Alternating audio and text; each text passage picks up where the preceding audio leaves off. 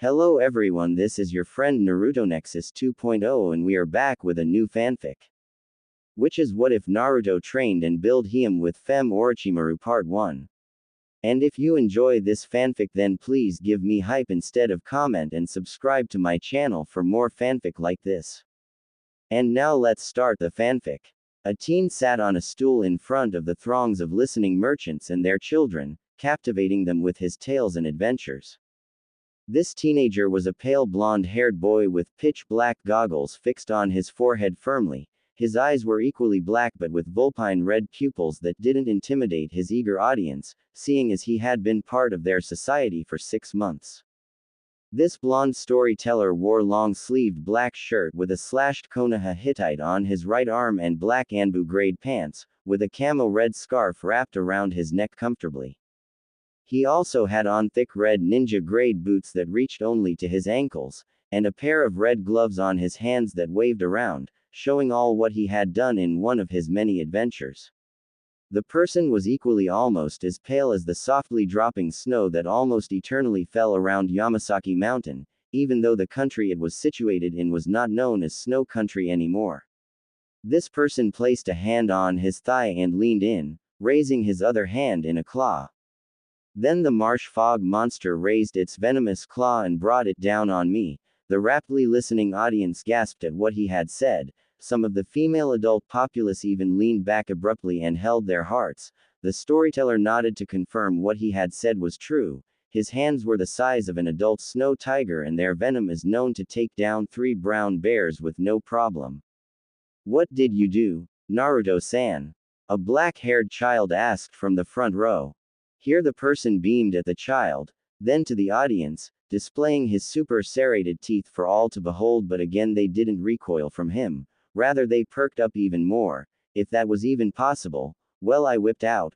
Before he could continue he paused and leaned to his right. A black-haired female with a katana sheathed on her back bent down to whisper something into his ear.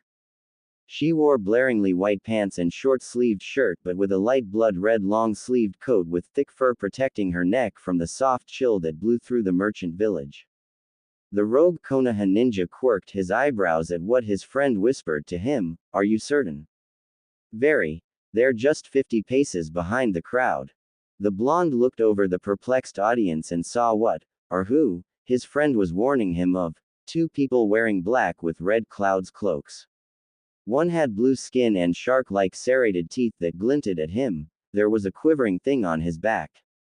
The other person was dusting his nails on his cloak and raised them to his orange masked face. Naruto smiled widely at his listeners and spoke up. I am very sorry for this, but it's that time of the week again. The time he usually spoke of was when missing ninjas arrived in their village and attempted to collect his hefty bounty, rather though this time was very different. It was the Akatsuki that had finally found him. The children moaned sadly and pouted. The adults though shook their heads in exasperation. Do you really have to go? An adorable 4-year-old girl with her blue hair set in cute 2 pigtails said. The girl had her arms crossed stubbornly and kept the pose even when a middle-aged man with gray-blue hair picked her up. The other children too were being picked up by their parents. They won't go away if I don't talk to them, he air quoted. The girl sniffed and nodded, but it was really only the adults that understood what he meant. The merchants and their children were now packing into the small, humble houses Naruto himself had helped build when he had arrived, though another middle-aged woman with gray-blue hair stuck behind when her daughter and her husband were inside their house. The woman frowned worriedly. Don't make too much noise. Naruto waved his hands flippantly. It's nothing the kids haven't seen or heard me do, lady. The woman agreed on that point and was gently ushered back in by Naruto's katana-wielding friend. Don't worry ma'am, we'll try and be quiet. Thank you, Aoki-chan. The woman smiled at her and shut the door. The woman named Aoki turned back to the blonde teen and shrugged, making sure to unstrap her katana with the sheath and hold it in her left hand.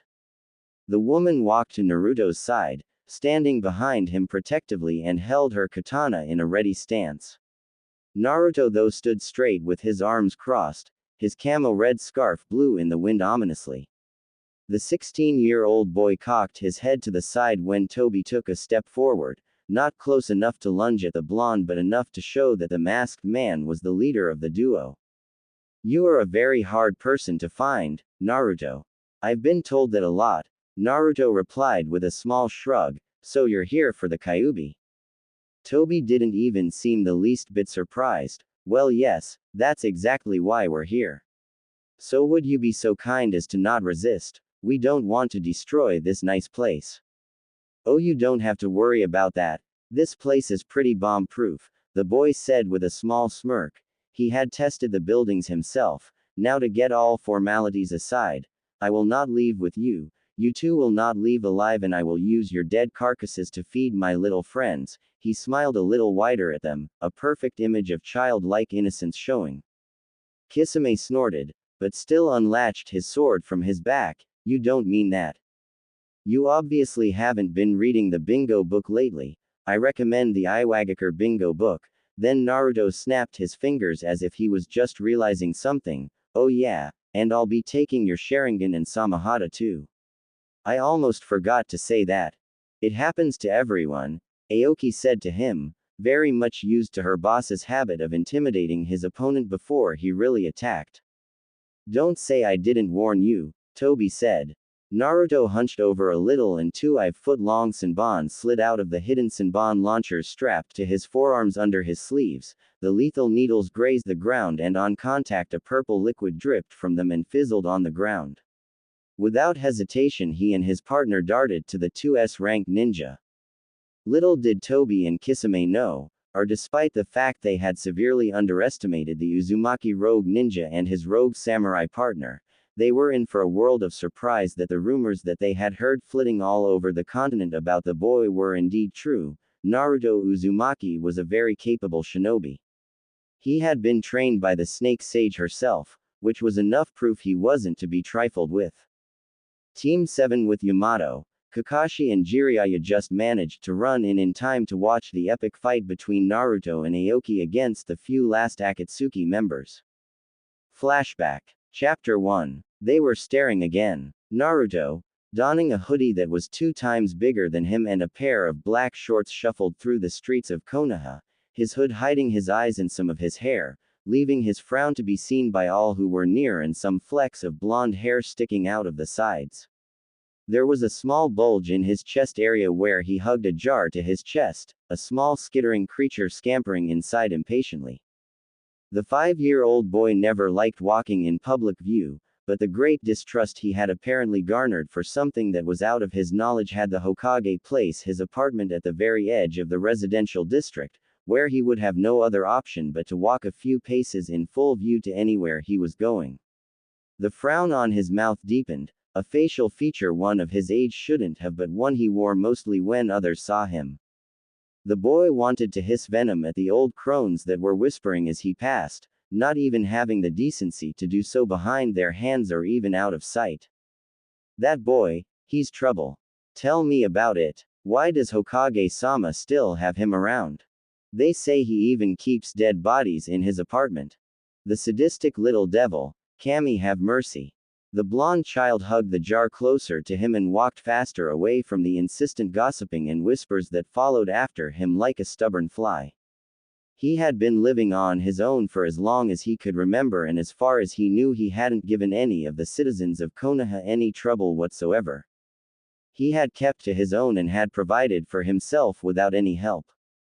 Naruto walked through a training ground, making sure to pass the very edge so that he wouldn't disturb the genin training there, and entered into the tree line.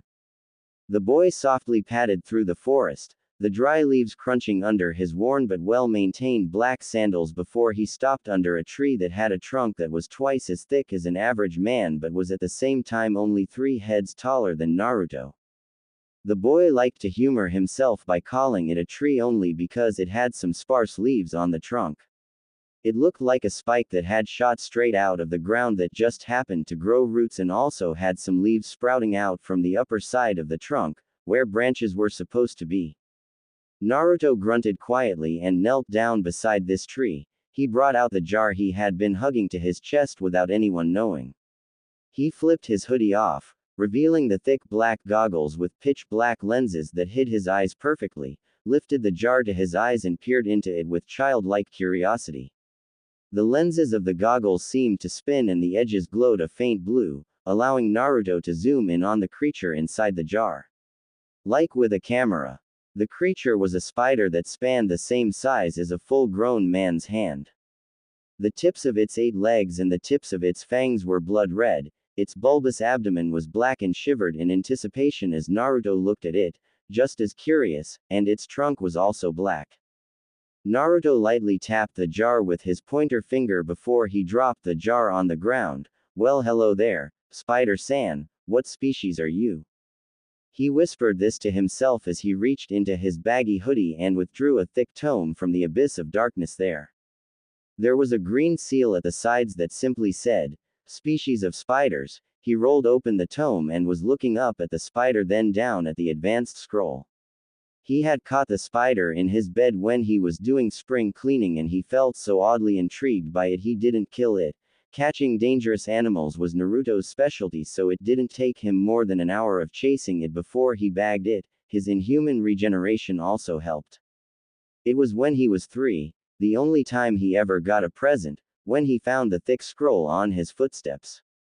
No one ever bothered to check if anything he received was a trap or was even remotely harmful, and he didn't care. He treasured everything he found that was worth money. He had just barely managed to learn how to read by sneaking into the orphanage and attending the classes there among the throngs of fellow 3-year-old. When he had a reasonable grasp on how to read, he dived into the scroll. His first thoughts was wondering why he would find a scroll on spiders in front of his house. The next was if there were more scrolls like that one. Before Naruto had received his black goggles, he had problems with his sight, or his eyes. Any sharp change in lighting would render him blind for a full minute before they adjusted again. This blindness brought sharp pin-like pain to his pupils and a headache that started from the back of his head and spread to his whole brain. This was mostly because the day the Kyuubi had been sealed into him, Minato had made a small mistake by allowing the flow of demon chakra to reach Naruto's eyes. As the Shinigami prepared to take his soul, he had barely managed to correct his mistake by surrounding Naruto's eyes with level 10 chakra limiters and Jinchuriki restraint seals, which normally would have killed any normal person. The Yondaime had proven his strength in seals that day after he had finished, giving Naruto his sight back and also opening a window for medicated glasses to be given to his son, which sadly weren't given to him until his 4th birthday by the unknown person, probably the same person that gave him the scroll on spiders. Before then, Naruto had worn some shades he had picked from a dumpster that weren't too effective against abrupt change in lighting. The black goggles, according to the letter left next to the box that contained the goggles, was fortified by complex fuinjutsu. It allowed him to zoom in, among other things, with a mental command, and carefully regulated the light that entered his eyes, making sure that quick changes wouldn't be noticed that much, but at the same time his vision was still clear. Naruto was immensely grateful to his mysterious helper for his 2 gifts. He or she helped him discover his ambition.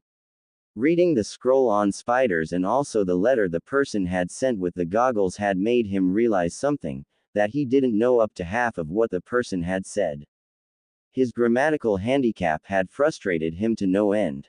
This fact opened his eyes to things he wasn't aware of. Being lower than anyone based on what he knew enraged him greatly, and he never liked the feeling of being mentally inadequate to not knowing the answer to something. He wanted to know everything humanly possible. He had already started his quest for knowledge by visiting the library to expand his vocabulary, staying up well into the night reading because the library was open 24/7, and he exercised that privilege fully. The librarian didn't stop him. Quite frankly, the old Chunin didn't care what he did. All that mattered to him was that his books were placed back in prime condition. Naruto wasn't old enough to get a library card or borrow books. Even though Naruto was still very young, he knew that knowing everything was not possible, so he limited his search of knowledge on living things, organisms and chakra. This also included how the human mind worked. First, he had to start reading basic science textbooks with a dictionary at the ready to search for a word he didn't know the meaning of in a scrapbook where he wrote things down in. Though despite little research, the first living thing he had ever caught, the spider, had interested him the most. There were over 47 documented spider species in Kanahagakure alone. This didn't mean that there weren't any more species of spiders to be discovered. Naruto ran his finger over the scroll and instinctively searched for any species of spiders that were red, then ones with red-tipped legs before he finally found the mysterious spider he caught in his apartment. He sat back a little in shock and tilted his head to the side, trying to make sense of what he had read. He chose to read it again. The sand duster, originally from Sunagakure no Sato. You, my friend, are a long way from home. How did you get here? The scroll says you can't stay 3 hours without the intense heat of the desert. He trailed off when his mind came to a conclusion, or rather two. You were either dropped off by my mysterious helper, or you were planted. The boy's mouth formed a straight line, a blank expression as he stared at the spider and clenched his teeth. The scroll had said that the spider's venom was merely its saliva stored up for a week. His regeneration fixed any problems the spider had given him, which meant that it was his helper that had planted the spider because the mysterious person somehow knew of his interest in spiders and his vision problems. Naruto ran his fingers through his thin, blonde hair. I'm not taking any chances. His limited memory recalled that there was an abandoned warehouse at the far edge of Konoha's forest, barely even touching the walls. People assumed the place was haunted, so most, even the shinobi, stayed clear. Naruto was a rational thinker, as young as he was, so he didn't believe in phantoms or anything that had been the result of irrational thoughts. Naruto's eyes trailed to the spider that was still in the jar, and he furrowed his eyebrows when he noticed it was running around in circles inside its glass prison before realization hit him. It seemed he would have to visit the warehouse sooner than he expected. He stashed his scroll back into his hoodie and ran headlong into the forest. The warehouse he had been thinking about wasn't too far from his normal hiding place, and his theory was proven correct when he stumbled into an open area where his destination lay. The warehouse was a dark, looming structure that towered high into the sky, from Naruto's point of view, with numerous windows that were broken. The morning sun didn't penetrate the section of forest he was in well, so the structure looked like an evil monster that was formed from the very pits of Yomi. Naruto disregarded the old warehouse's large front door and rushed to the side door. He used his shoulders to nudge open the normal-sized door, knowing that the front door was designed to be opened mechanically, and sneezed from all of the dust in the air. His eyes watered and he kept the door open so he could get a grasp of the room he was in. It looked like a sort of office, but it had been stripped down of all its contents. The boy gently dropped the jar and shrugged off his hoodie, showing that he was wearing a black undervest under this, and tightly wrapped it around the spider. The scroll had said that the duster behaved erratically when it was low on heat, so if he released the spider it would run off somewhere and probably die from exertion. The boy looked around and found that the windows were boarded up. They were much too high for him to pull off, and he knew that since the warehouse had been abandoned for so long, reportedly since the day the Sandaime became Hokage, then there would be nothing to use for a fire there. The boy used the next best thing in his arsenal. He scampered to the spider that had been slowing down and was now behaving sluggishly, and put his hands on the sides of the jar. He closed his eyes and tried to will some of his unnatural regenerative ability out, hopefully in the form of chakra. Kurama stared out of the boy's eyes sadly and shook his head. He would have helped, but his chakra would alert the other shinobi on where Naruto was, and the small child would lose the one place he would ever feel private in. The great beast closed his eyes and sighed when Naruto started crying a little, sobbing out encouragements for his chakra to come out but still wouldn't. Please, Naruto said, the trails of tears flowing freely from his eyes, and he wheezed a little. Please, please, please. This was probably the first living thing Naruto had spoken to. This fact was what bolstered Naruto on to coax the chakra out. The spider was now spread eagle on the ground, his glassy eyes looking at Naruto's futile attempt to summon beast chakra. It closed its eyes and never opened them again. No, no, no, this can't be happening. For the next half hour Naruto tried to summon chakra to the dead spider, but it was all in vain. The boy lowered his head and rubbed the tears in his eyes out. He then took the jar and made sure the spider was buried respectfully, or as respectfully as a mourning 5-year-old orphan could do without any shovel or even a kunai. Naruto looked down on the fresh grave. He dug with his hands and he clenched them, dirtied and all. His inadequacy and limited mental abilities couldn't perform the simple task of summoning chakra out of his body. A small spurt of rage erupted out of Naruto and he threw the now empty jar into the dark forest. He heard a resulting smashing sound, telling him that his jar had been broken. Despite basically living in the library for a year and a half and spending more than half of his day reading, he was still not capable of anything to be proud of. The 5-year-old boy rubbed his face and shrugged on his hoodie, and re-entered the abandoned warehouse. As he shouldered through the door leading out to the apparent office of the building, he was met with a sight of every surface in the massive storage space blanketed with a thin layer of dust. He held his right sleeve to his nose and mouth and the edges of his goggles shone blue, then yellow. This feature in the goggles allowed him to get a general look on his surroundings with only a little dust in the air. The items in the apparent warehouse proved what he had read in the library and the rumors going around in the red light district among the prostitutes. The warehouse he stood in was actually a massive laboratory. The former user had even created a wall to his right where he assumed living people were kept as test subjects. The history of the warehouse was that during the Second Shinobi War, a long while before Hiruzen Sarutobi became the third Hokage, a man that had no records in any country on the continent had arrived under the guise of a businessman who sold cheap, but high-quality, drugs, antidotes and medicine to Konoha shinobi and civilians alike at the very same place Naruto stood. The Nadaime had been too busy fending off Konoha aggressors to deeply investigate who the man was or why he had come to Konoha with cheap, but quality, aid, but the wise Hokage had created a faction in the Anbu to watch the man for any suspicious behavior. The drugs the man was supplying weren't creating any adverse effects on anyone as far as he knew, but there was no such thing as free, or in this case cheap, help. Though the man wasn't aware that the very Anbu faction he had appointed to investigate the man had been paid off by this very man to look the other way on his proceedings. The man had been kidnapping Konoha citizens and performing sickening tests on them in his own perverse search for the ultimate drug that would provide for him immortality, super strength and super intelligence. His evil dealings had been successful for 7 years until the Sandaime came was handed the mantle of Hokage. He made the mistake of kidnapping a female Inuzuka clan member. The man had been itching to get his hands on an Inuzuka's brain, to understand the true depths their connection was with their ninkin, and he was very close to but a joint invasion of his laboratory under the guise of a medicine wholesale warehouse, by the Inuzuka, Nara, Aburame, Hitaki, Hyuga, Uchiha clans and clanless shinobi had stopped him from digging his fingers further into the poor woman's head.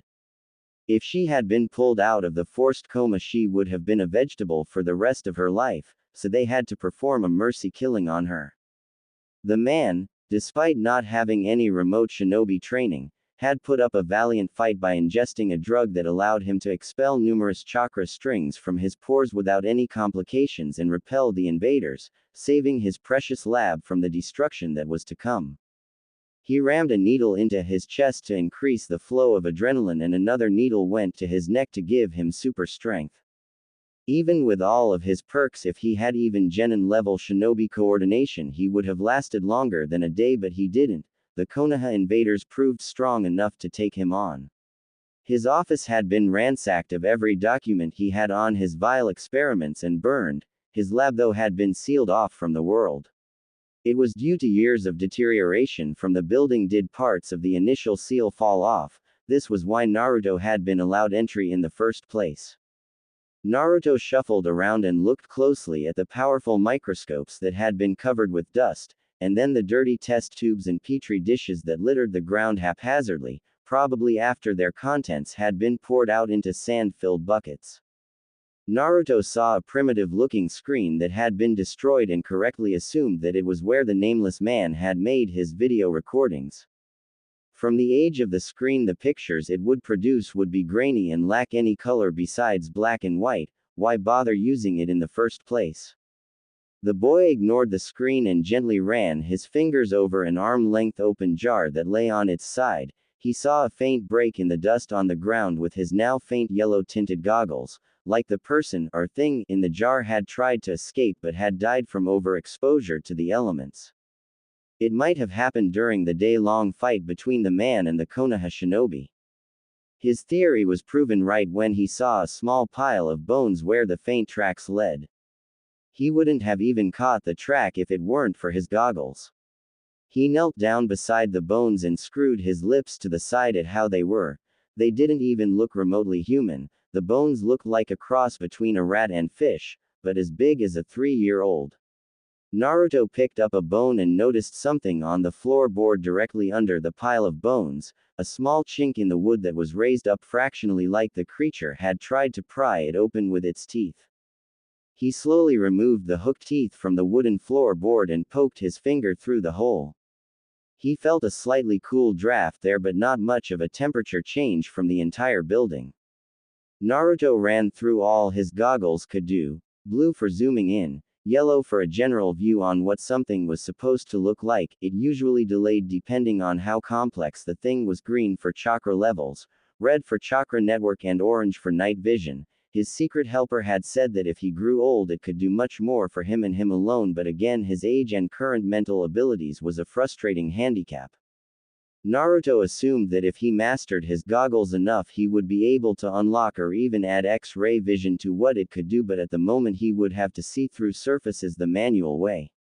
Naruto grabbed the bone he guessed was the femur and hacked down on the floorboard. He grunted with each downward smash, and when he noticed that he was breaking through the old wooden floor he began bashing the floor harder, more insistent until it broke clean through.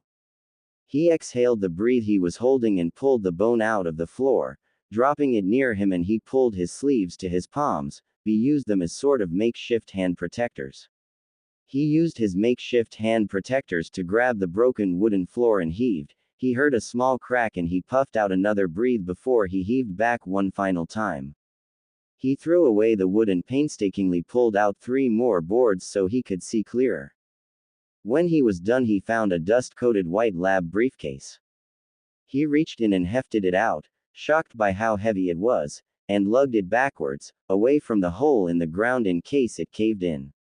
When he was in a safe distance he blew the dust off the case and saw the name, Orachimaru, neatly placed on the top.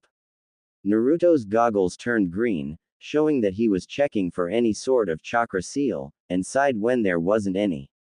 He flipped the latch on the briefcase and carefully opened it. His eyebrows shot into his hairline at the things inside.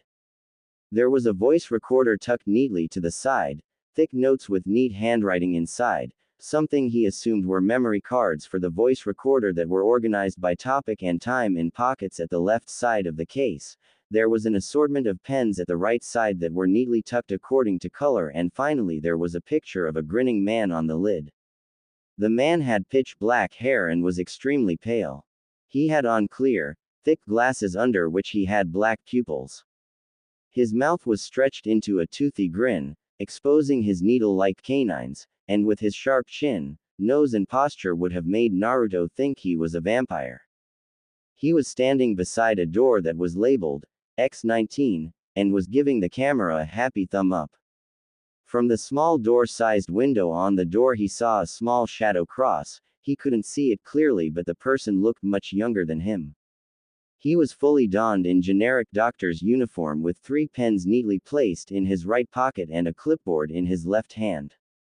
At the foot of the picture was again that curious name, Orachimaru, but this time under that name was the title, Doc Roshi. Naruto furrowed his eyebrows at the picture. It was now obvious that the name of this vile and evil man that had performed vile and evil experiments on humans was Orachimaru, and that was when something clicked in Naruto's mind. The rat-fish hybrid was what Ashitori had been observing before the invasion, and it had dropped when the doctor had unleashed his chakra strings. As Ashitori ran out to face the shinobi fearlessly, the creature, probably tormented from the brain-numbing experiments, tried to expose where the evil doctor had kept his backup research material which, like a good doctor, he had in case he was ever to lose his life's work. The creature had died before it could muster up the strength to use its hook-like rat teeth to rip up the floor, maybe from being in the open air for too long. It was trying to show the shinobi where the last of Ashitori's work was so it could also be destroyed. Rather than that happening, its dead body had been avoided like the plague, probably because it had already started to fester and give off a rancid stench. It was not meant for open air. The evil doctor's life's work had survived and apparently was now in Naruto's hands. Quite frankly, the fact he was able to piece that all together surprised even him. A twisted smirk slowly crawled on Naruto's face as he skimmed through the notes, ignoring the parts that were well past his mental ability. He couldn't help himself. A laugh of childish glee escaped his lips. His laughter echoed around the empty laboratory and into the darkness of the woods around.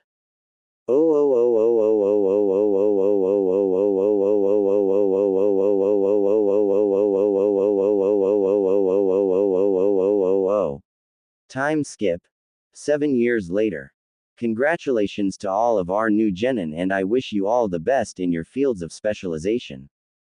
The team selection list will be posted in a week, so be back by then. Know that I am proud of all of you. I see great things in your futures. Dismissed. Iruka finished and the excited genin began chattering amongst themselves as they left the class. He smiled at them and sat down on his desk to organize some homework he had given another class. He looked up 5 minutes later when the noise had subsided and just barely caught Naruto before he slipped out of the class, his Hittite tied to his left arm and his black hoodie throwing a shadow over his face and part of his nose ominously. Iruka raised his hand to get the boy's attention. Hey Naruto. Naruto stopped his quiet walk and tilted his head to the side. Sensei, he answered shortly. You did great in your weapons test. Who taught you how to use the Senbon? I must have picked it up somewhere. Naruto shrugged and fully turned to Iruka. Your taijutsu spar with Mizuki was also spectacular. I mean, where did you get that style from? The spar had been stopped just before Naruto could jam his fingers into Mizuki's neck. Made it myself. I couldn't find a style good for me so I made my own. Have you named it yet? Yes. I call it the four-legged spider style. It's still a work in progress. In actuality it was called the shadow-legged spider fighting style. But it had stages. With each increase in effort he would add a leg.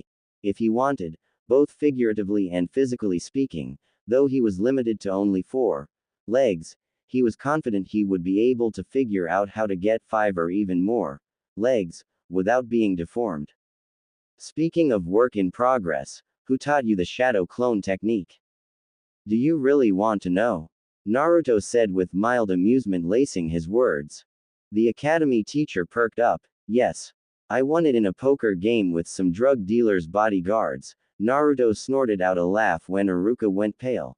They're just big softies, sensei. They took their loss like real men. Iruka didn't ask him how old he was when he won the A-rank jutsu and he didn't feel like telling. I'm just glad to hear you're not harmed. Naruto nodded and sent a lax 2-finger salute to his former teacher. I have to go now. There are issues I must attend to. He walked out before Iruka could respond and the light smile that was on his face was wiped off in favor of an amused smirk. There was a lot going for Naruto at the moment.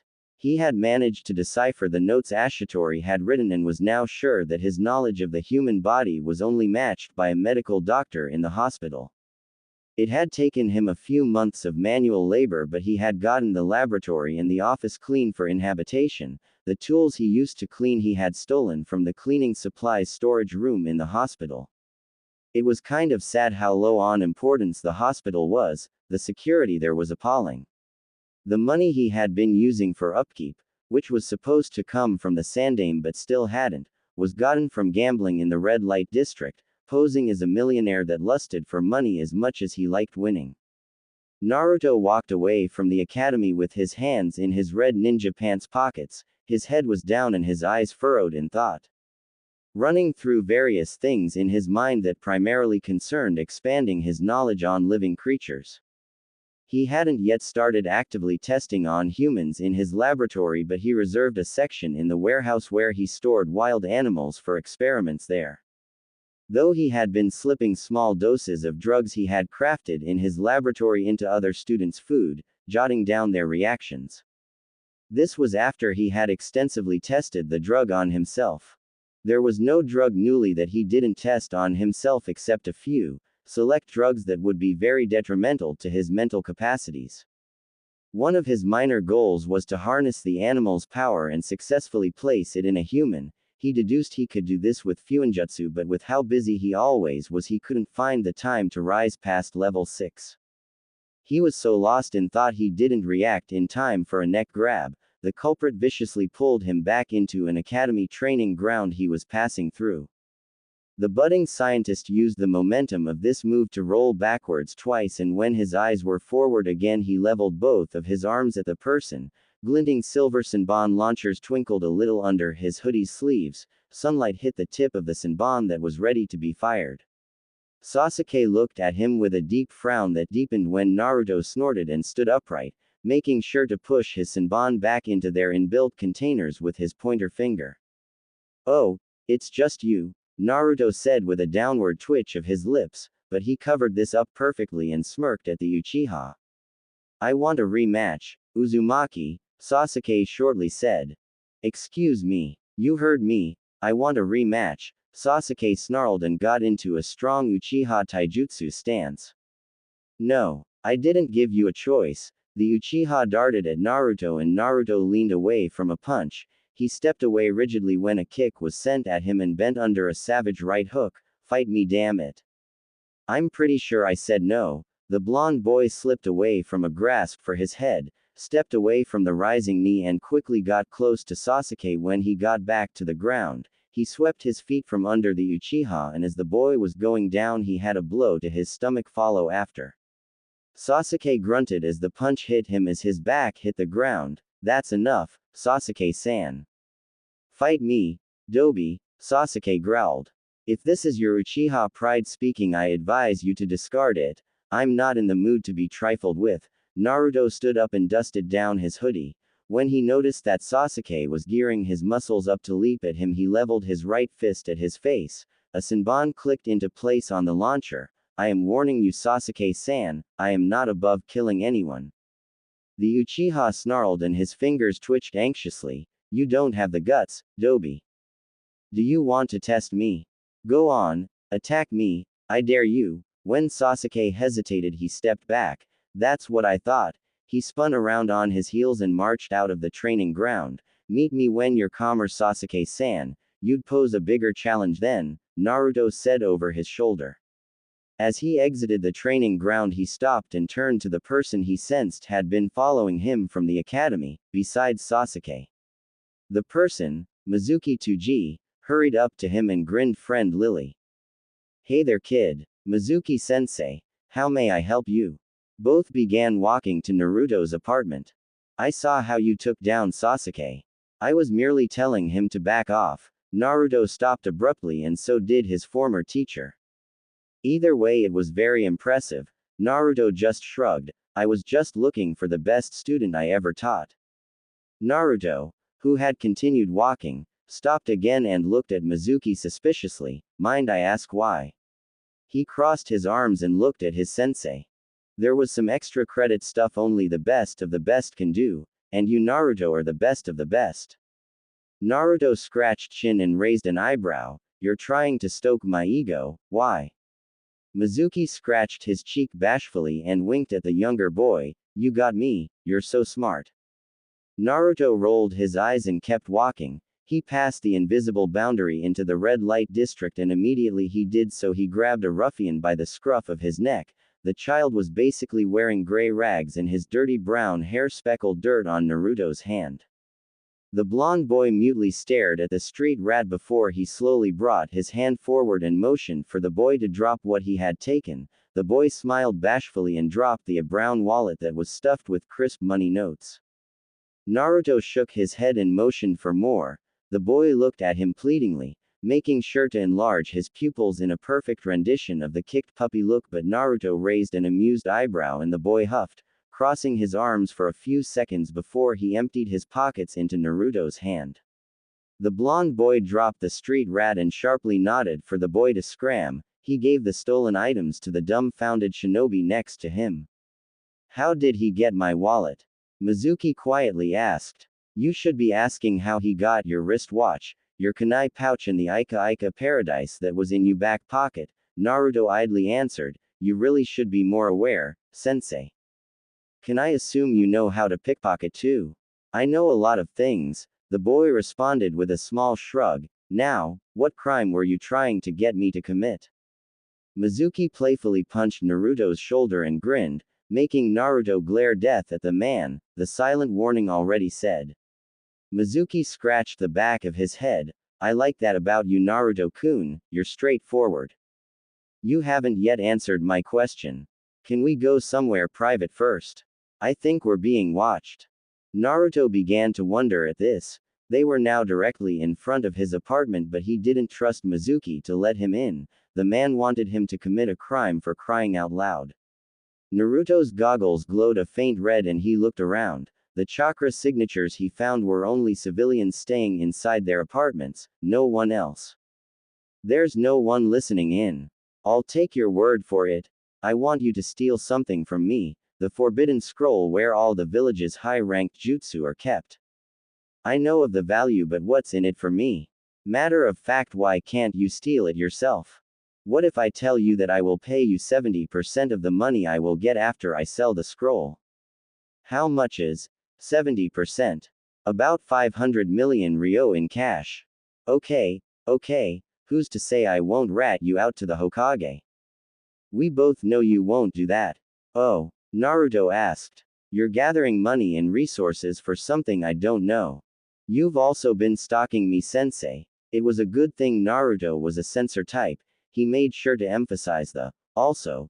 The village's shinobi had been stalking him since he had started in the academy, but by that time he already had a blood-locking seal placed inside his apartment door. No one was breaking in unless they blew the whole building up somehow. Will you help me or not?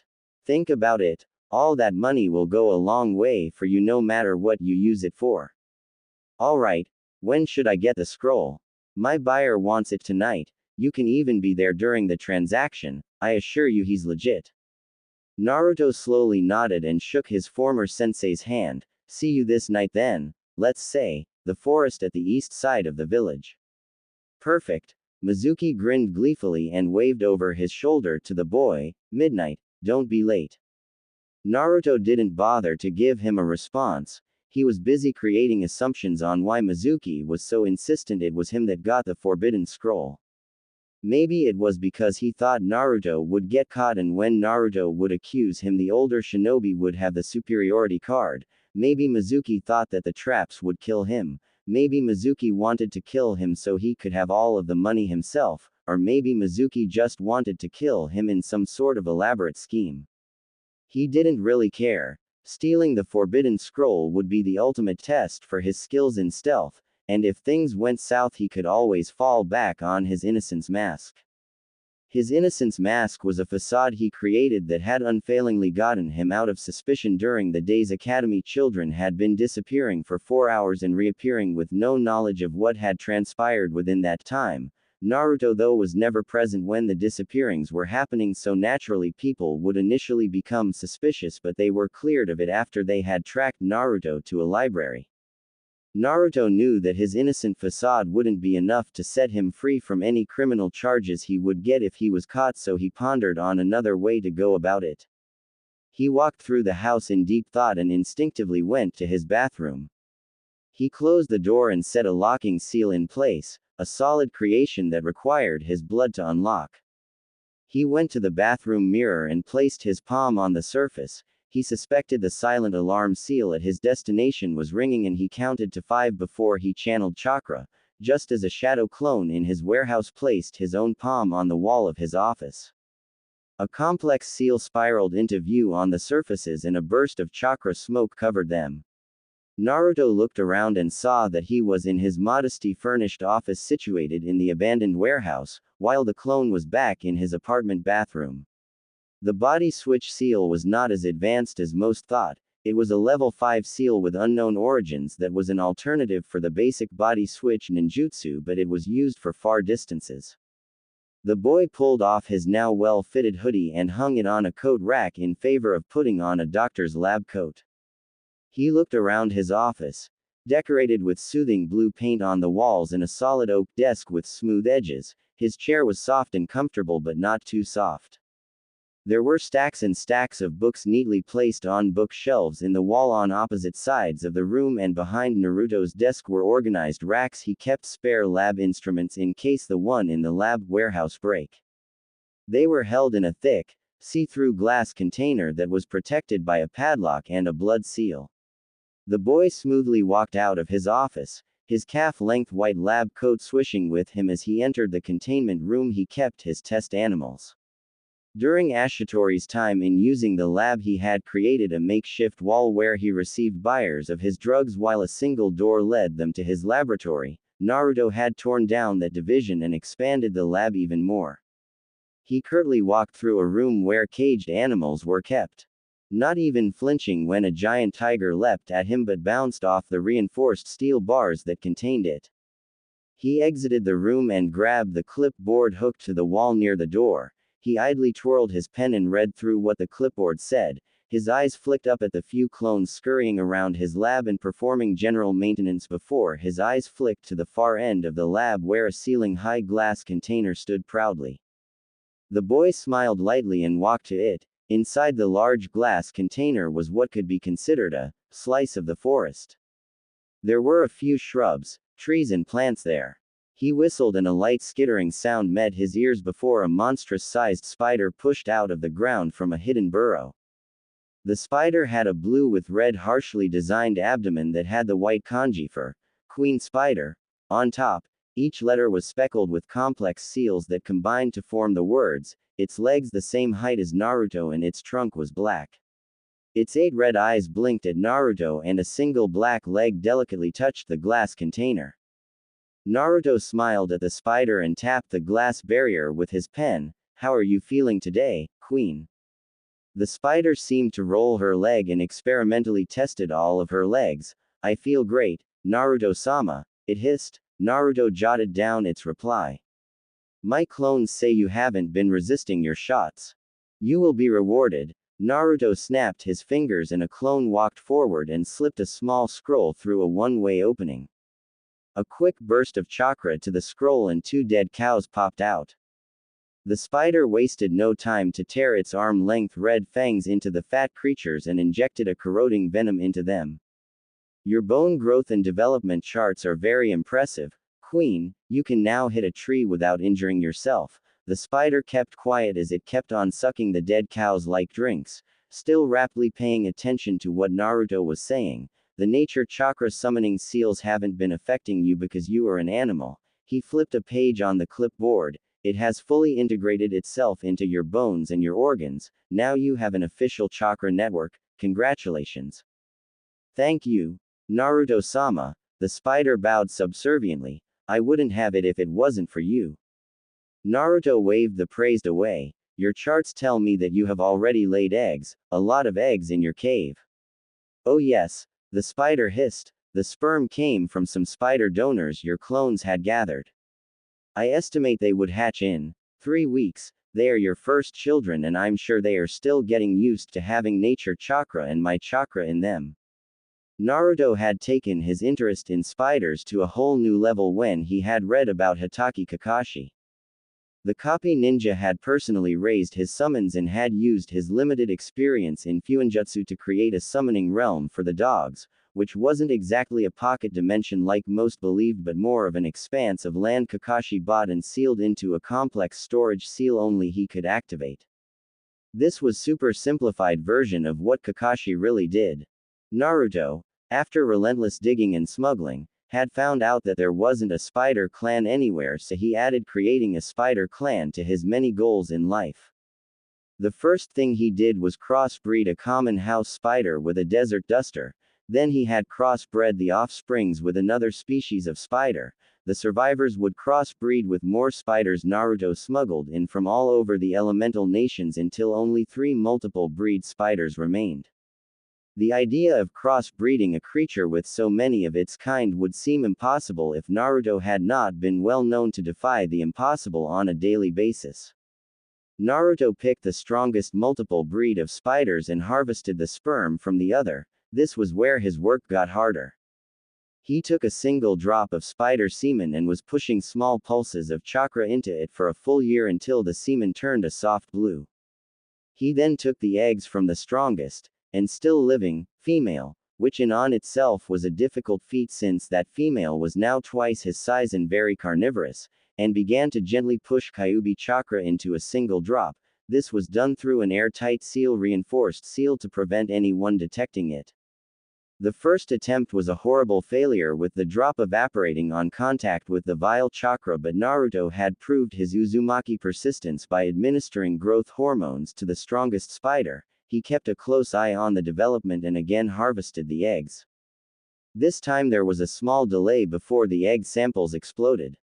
The blonde boy administered custom-made blood builders that was specifically created for spiders, bone-thickening drugs and muscle growth hormones to the female spider. The result was that the spider got even bigger, more intimidating, and more uncontrollable, so much so that Naruto had to move her container outside the lab in case she ever broke out. The drugs he had given were a good idea, but on contact with the demon chakra it delayed half a day before it exploded. The boy then took some brain fluid from the feral female spider and injected it into a lone egg. The result was the egg taking the fluid completely and reinforcing its biological makeup. This time the Kyuubi chakra was willingly taken for half a year. Naruto then combined the eggs and the sperms and carefully recorded everything that was happening for yet another year. When the eggs hatched there were 36 baby spiders that peered up at him inquisitively, not showing the maniacal traits of their mother. From there it was a survival of the fittest for the spiders until only Queen remained the top of the food chain. The first spider he had gotten eggs from had entered a whole new stage of feral. Naruto had no option but to sedate her for an unknown period of time. His studies with nature chakra had told him that animals exposed to huge amount of the chakra would turn docile and calm, as seen even more when he had applied the seal on Queen Spider. The queen had said that she was now able to think clearly. All the individual minds of the spider species inside her had now merged and were speaking in one voice, her voice. Naruto had applied a nature chakra summoning seal onto the massive sleeping first spider, and the result, after about 3 months of continuous exposure, was its black hair and skin turning gray and its size reducing to about Naruto's height when he was 9.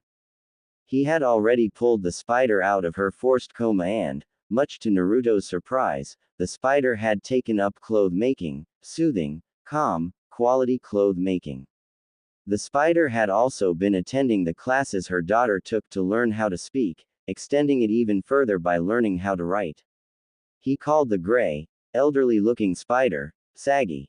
It was her clothes Naruto now used for clothes. Sagi could basically make anything he asked for as long as it was a form of clothing. Naruto turned to his right and waved to Sagi. The elderly spider was sitting in her own glass container, surrounded by a similar-looking forest habitat. Sagi beamed at him, her serrated teeth hidden behind her pincer fangs gleaming happily. She was in the middle of meditating while she balanced on one needle-like protrusion from the ground with all 6 of her legs while 2 legs touched each other at the tips. She had said that she had read about summoning elders and was now perfecting her control so she would fit the position of summoning elders. Sagi didn't have Naruto or Kyuubi's chakra in her, just pure nature chakra, and that chakra quickly incorporated into her system. This meant that she was the only one that would be able to perfectly perform sage mode among any spider that she gave birth to. Naruto supported her in her ambition by supplying her with history books on the elemental nations and on clan summons. Sagi waved back with one of her legs and went back to her mediation. Another thing the older spider was working on was creating spider clan-based jutsu. So far it was coming along well enough. The Nature Chakra Summoning Seal was a level 5S rank seal Naruto made use of carefully on the surviving spider. It was just a stroke of luck that the seal just so happened to not negatively affect animals.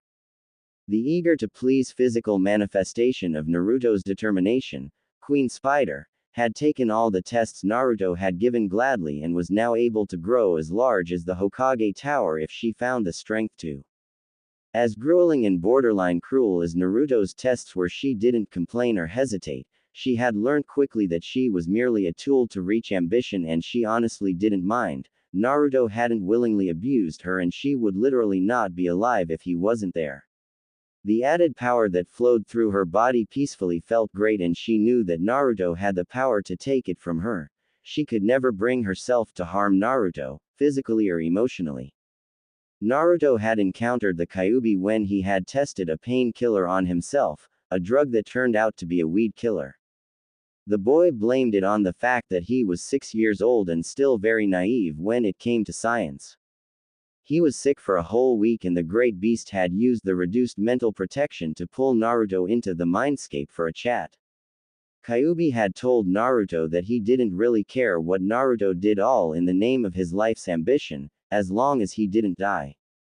Naruto acknowledged that there was a lot he could learn from Kyuubi, and Kyuubi saw Naruto a little competent for a child, so it was inevitable that they would enter a mutual benefit alliance. Naruto had access to Kyuubi's chakra and could ask for help whenever he needed it, while Kyuubi had extended his senses from Naruto, so it included hearing and even to an extent feeling. The Kyuubi Jinchuriki was now instructing the massive Spider Queen to perform different motions and actions.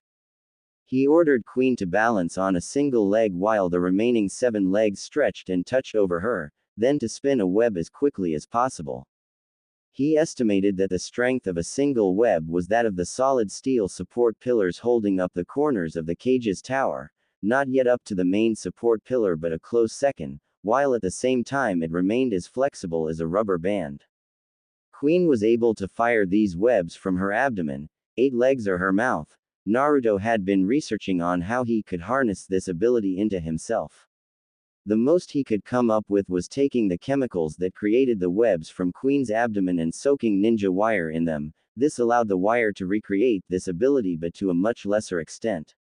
He kept the long roll of special ninja wire in a compartment in his Senbon launchers for when he would need them. Creating a summoning realm from scratch wasn't going to be easy, far from it actually. A standard animal summoning seal consisted of many complex seals. A notable one was called the Infinity Seal, which meant that the summoning realm wasn't in some sort of astral realm, rather it was in an overpowered storage dimension where the very air was raw with natural chakra and energy. It was inhabitable for human, but animals thrived in the natural atmosphere. All Infinity Seals were connected to each other, whether they were made since the dawn of shinobi history or even recently like Hatake Kakashi, so it was possible for one summons to visit the other in the summoning dimension, or as it is popularly called, summoning realm. Infinity Seals though required blood sacrifice, which was why scrolls were presented by the animal summons for the person to sign his name in blood.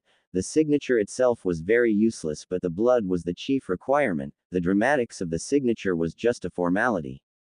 Hand seals followed the summoning seal, especially when a blood sacrifice was given. Information about the animal summoning seal was not secret because the village found out that virtually no one was interested in studying far into Fuinjutsu, so the information was more for show rather than application. Hand seals had taken the place of the Fuinjutsu for animal summons. Naruto prided himself on being a very good researcher, or even an investigator, so how to create an animal summoning seal for a new animal summons almost from scratch was given to in his level 4 training scroll for Fuinjutsu, and also from catching a long glimpse of Kakashi's own summoning scroll after he had won a game of cards. The process was painstaking. First, the animals he wanted to summon had to be ready and willing to perform the necessary requirements. Then he would have to draw the extremely complex animal summoning seal on a very thick sheet of paper and have to constantly supply chakra into it to keep it fresh. Then he would have to find an expanse of land that he was absolutely sure would accommodate his summons. This stage was usually done by exploring elemental nations for a terrain that his summons would thrive in.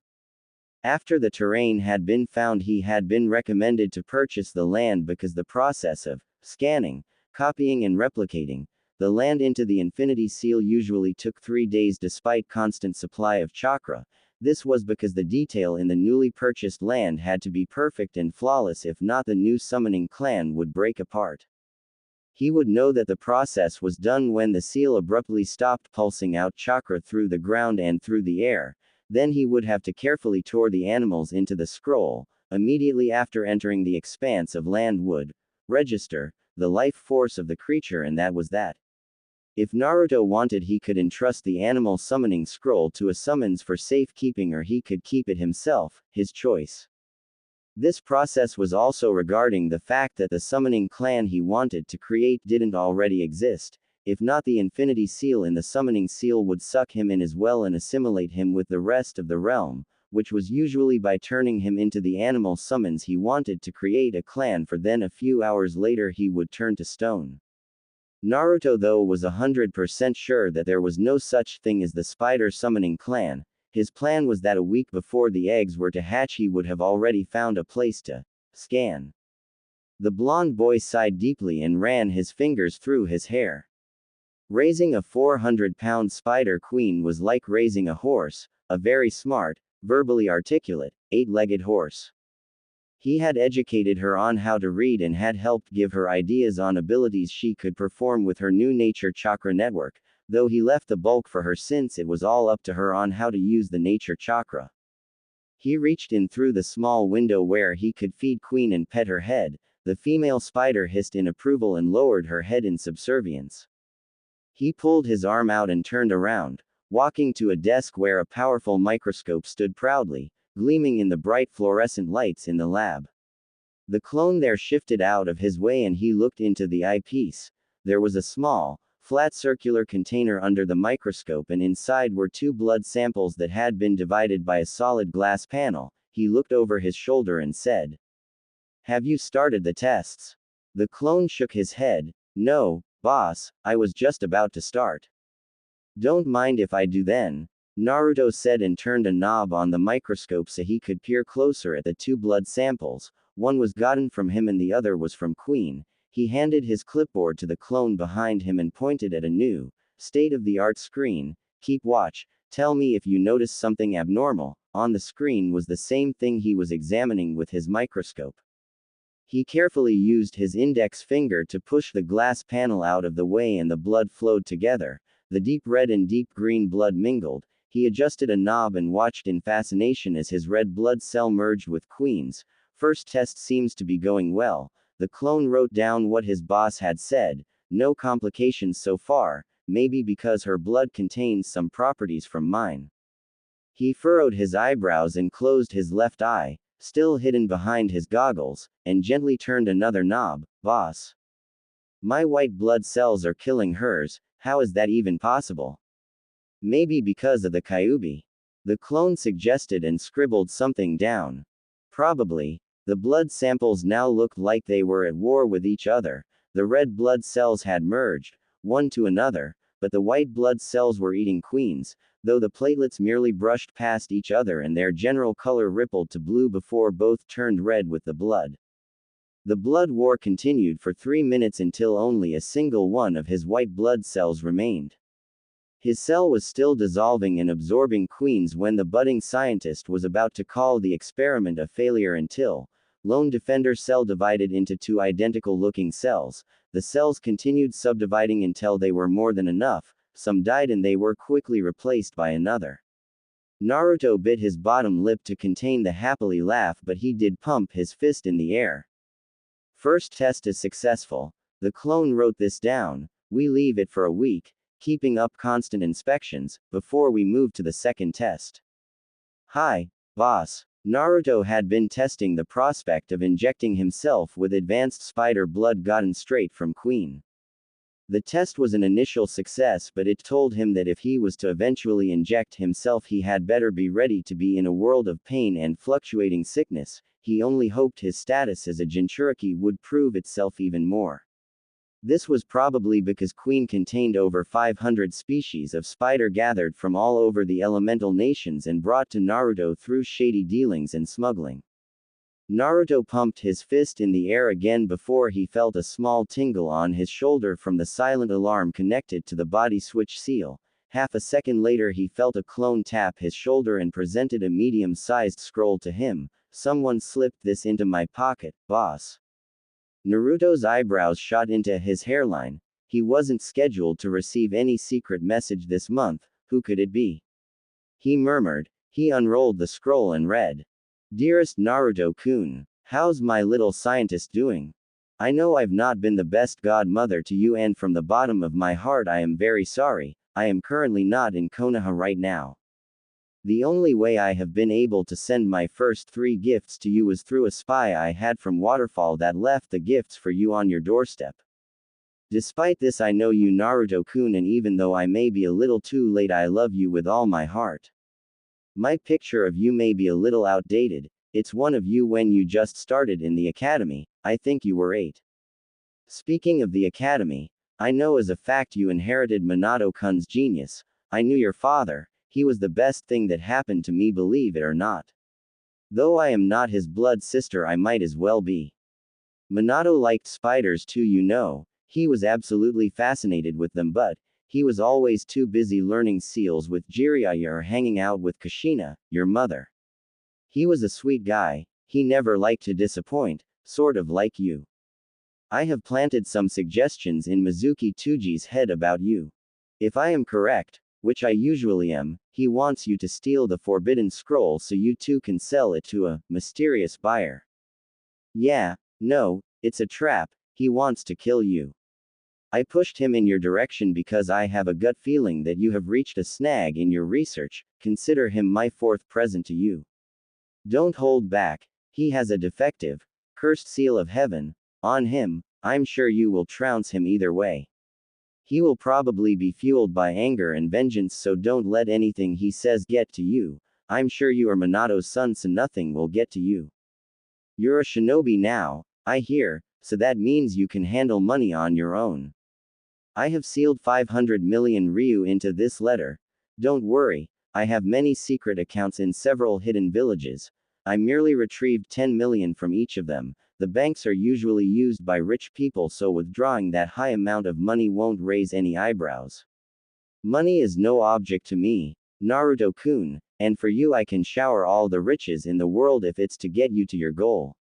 When we meet we can talk more, I promise. Consider the money your 5th gift. I also want to tell you that whatever path you choose I will be behind you all the way. With love, Orachimaru of the Sannin, Snake Sage. P.S. Here's a jutsu that will help you break into the Hokage's tower. I learned it in Iwagakure. It's called the Chameleon Skin Tone Jutsu. It shouldn't be too hard if you use shadow clones to learn it. It's C rank, so it shouldn't be too hard. Naruto scanned the letter for any sort of illusion or any chakra fingerprints before he furrowed his eyebrows in thought. He now apparently had a missing ninja Sannin as a godmother. He sniffed slightly and caught the hinted scent of blood, snakes and roses. The blood slightly overpowered the rest of the scents, but he still caught them clearly. It actually made sense that Orachimaru was his godmother. He resembled the Yondaime so much, and since the 4th was a high official he would have to have someone high up there as well. He wondered who his godfather was, though. The man wasn't even making an effort to contact him. At least he could sympathize with Orachimaru. She was a missing ninja and a highly ranked one at that. The snake woman wouldn't be able to visit him personally. He gently rolled up the scroll and tucked it into his pants pocket. He would cherish the letter till the end, even if he didn't show it. He looked around and noticed that his clones were staring at him. What? Get back to work, he barked and marched to the massive main door of the lab while his shadow clones went back to attending to his many experiments. He grabbed a mechanical crank on a door and pulled backwards. The doors lifted up like a garage door, allowing fresh air to rustle through the lab. About 50 paces before him and around the lab was the pitch-black forest where the sounds of nightlife came from. He took in a deep breath and walked out, not afraid that the air he was letting in could contaminate his work or even of how dark the forest around him was. It looked to be about an hour after sunset, so that gave him about 5 hours to prepare for his mission. As he walked, he held up a single ram hand seal and a clone popped into life beside him. He gave his white coat to the clone, showing that he was wearing a plain black undervest. He tinkered with his Senbon launchers before he summoned another clone, learned that jutsu and make more clones to practice it. I need to get it right this night. Then to his sparring partner clone he said, "Don't hold back." The copy of Naruto nodded curtly and both darted at each other.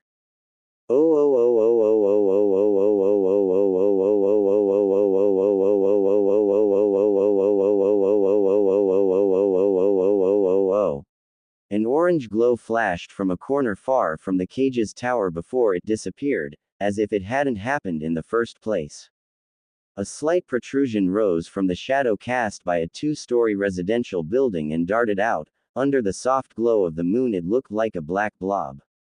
The person rubbed his black glove-covered hands and leapt onto the side of a building as his senses warned him of a chunin running rounds through the street. The person was probably not a censor, if not he would have been forced to knock him out. As the oblivious shinobi passed by he skittered across the wall and flipped dexterously onto the roof. The small light that shone down on him showed that the person wore a long-sleeved black shirt and black calf-length shinobi pants. His fingers were covered in black gloves and his feet was also in black sandals, ones that barely made a sound when it touched the ground. Over his head was a full-head ski mask, hiding his blonde hair, with a fox anbu mask attached to the face, his black goggles still under the mask like it wasn't there in the first place. On his wrists close to his elbow were his silver Senbon launchers, though they were covered under smooth black metal, leaving only the launching points to poke out of the top. He also had a small black backpack on his back that held any equipment he needed in emergencies. Naruto adjusted his mask, briefly looked up and again seemed to melt into the shadow cast by the ledge of the building. Light footfalls padded as he ran at mid-chunin speed, opting for stealth than speed. Before he reached the very edge of the cage's tower, he flipped through a few hand seals, chameleon skin tone jutsu, his body rippled and he was out of sight, or more like he blended in with the surface of the tower. Even if the moonlight hit him it would still seem like he wasn't there in the first place. The boy whipped out two Senbon from his pants pockets and jammed them into the sides of the building. He used the Senbon to launch himself high into the air and gently placed his feet on the building, his chakra keeping him in place.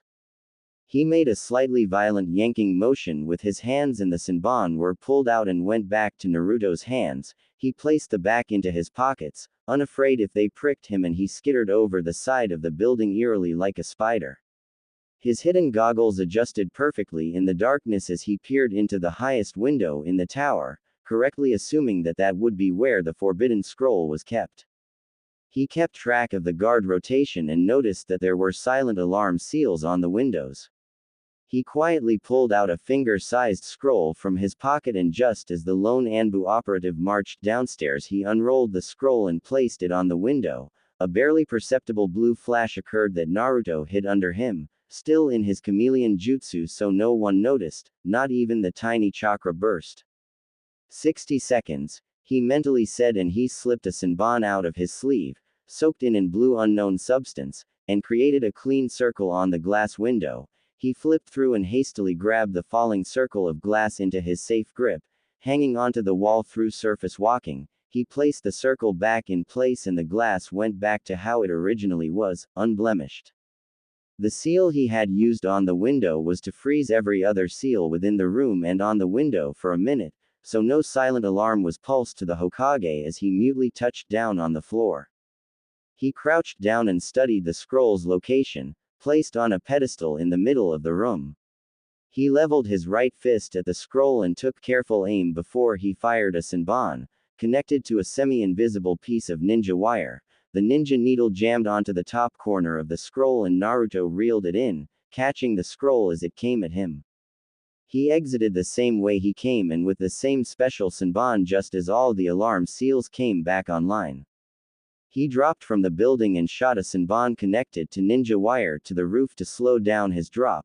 He pulled back his weapons and ran quickly to where he was to drop off the scroll with Mizuki.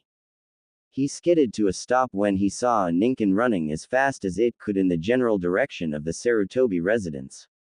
He accurately fired barrage after barrage of knockout poison Senbon from his launcher, but the swift canine dodged most of them, besides the 6 needles that stabbed its calves and its side, and disappeared into the night.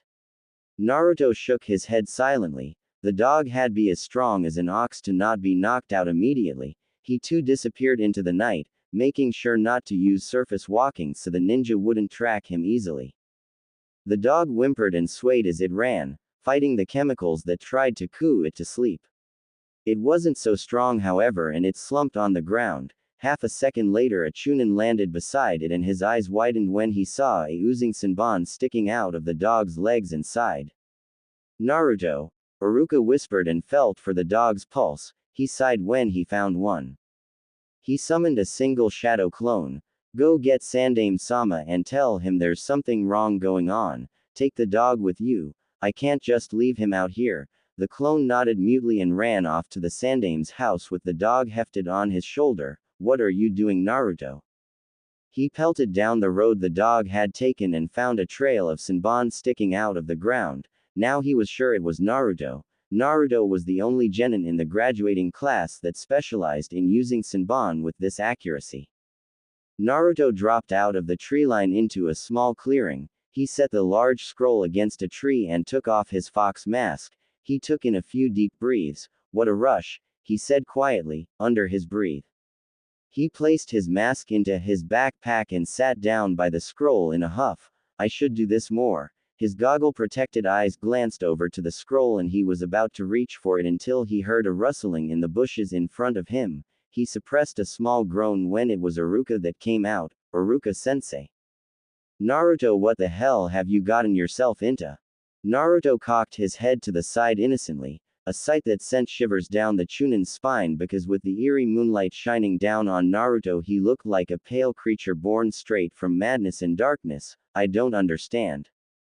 Don't give me that. His eyes widened even more when he saw the forbidden scroll seated next to Naruto. Naruto saw his expression and he smoothly got to his feet, putting his hands in the silent motion for him to calm down. The forbidden scroll. I can explain. Why do you have it? Did you plan on selling it? You plan on selling Konoha's most treasured secrets. Iruka-sensei, calm down, Naruto said and was carefully approaching the teacher. The man stubbornly stood his ground. I can't let you do. His distraction cost him. 7 spinning stars nailed his side and he fell to the ground. The blood pumping out of his body was incredible. He tried to stumble to his feet but was savagely kicked to a tree courtesy of Mizuki. The silver-haired teacher grinned at Naruto, an evil, toothy grin. He was getting noisy. Naruto watched in fascination as his sensei wheezed for air, correctly judging that his left lung had been punctured by 2 of the shuriken. Quite frankly, I'm not surprised you managed to get the scroll, Naruto. You sure do know how to do the impossible, huh? Naruto shrugged. Where is the buyer? Already knowing that there was no buyer. Mizuki, you traitor. Oh, shut up, Iruka. There is no buyer. Naruto-kun, I lied. Shocker. The boy murmured and shook his head. I don't think you understand. I'm very sure that Iruka-sensei has somehow notified the Hokage. They'll be here in 20 minutes tops. We don't have time. Acting had always been one of Naruto's strong suits. No, I don't think you understand what's going on. I lied to you. I tricked you, Naruto Uzumaki, and now I'm going to get my revenge for everything you've done. Naruto raised an eyebrow. I don't remember doing anything to you. An evil chuckle escaped Mizuki's lips. Do you know why people hate you so much? No, Mizuki. That's an S-rank secret. Iruka managed to wheeze out as he struggled to his feet by supporting a tree. Don't listen to him, Naruto, he's lying. What secret? Naruto asked. That you're the Kyuubi. The Yondaime sealed that thing inside you and now you are the Kyuubi. The traitor removed a Fuma shuriken from his back, and now I'm going to finish what the Yondaime started. He hurled the spinning star at Naruto, who he thought was in a daze. Naruto was about to step aside until he felt a small spray of blood on his black shirt. His teacher had taken the weapon for him. Was that really necessary, sensei? He sarcastically asked, but the man had already lost too much blood to know the difference between a sarcastic question and a tearful, soul-wrenching question. You're not the Kyuubi, Naruto-kun. Yes, I figured as much a while ago. Iruka seemed to have tactically ignored what he said. You're a proud shinobi, Naruto-kun, and I'm proud of you. He crumpled to the ground bonelessly. Thanks. A split second later he fired a senbon at his teacher's unconscious neck, the amnesia memory gap drug already taking effect. He wanted his former class teacher to be able to testify in his defense after everything was done. He didn't want to defect from Konoha, yet. He's a fool, Mizuki spat madly. Don't worry, I'll make your death long and painful. It's what I owe you. The silver-haired traitor whipped out a kunai and ran at Naruto. His godmother had already warned him of this sort of thing happening, so he flipped backwards away from a brutal slash aimed for his throat, leading the fight into the denser parts of the forest, a place he thrived the most. As the teacher was looking around for him, swiveling his neck around frantically as he tried to peer into the darkness, Naruto's head slowly protruded out from behind a tree trunk. He licked his lips and accurately fired 5 senbon into the man's flak jacket-protected back. The senbon were fired in a straight line so they all nailed the same place. The man grunted and slashed around blindly. Naruto shot 5 more senbon that jammed into the man's thigh, paralyzing it immediately after the last on hit. He tried to limp out of the forest, but Naruto stabbed a needle to Mizuki's neck. The man crumpled to the floor limply.